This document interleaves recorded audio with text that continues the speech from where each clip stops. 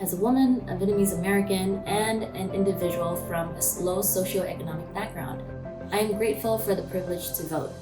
My parents were refugees from Vietnam, so at an early age, I learned what it meant to not have a voice. My mother often told me stories about her youth and how she was forced to follow orders.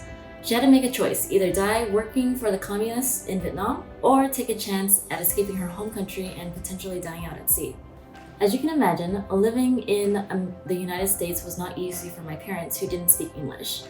Most of the government material was in English, so voting was never a priority in our household.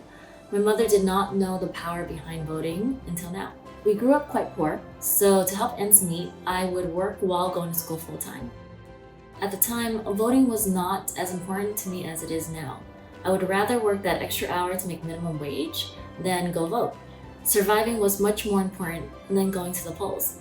For a long time, I was raised to be wary of the government, which is understandable considering the hostile political environment that my parents lived through. However, how can I expect positive change if I don't vote for the people I believe in? The most important issue for me is equity in education, especially for those who do not have the privilege of a stable income, a stable family, or a stable home. I am fortunate because now that I am financially stable, I can dedicate my time to voting for candidates who support these communities. I am also very grateful that mail-in ballots are a thing because I'm trying to get my doctorate and I find myself working full-time and going to school full-time again. However, no matter how busy I get because of mail-in ballots, I have absolutely no excuse not to vote.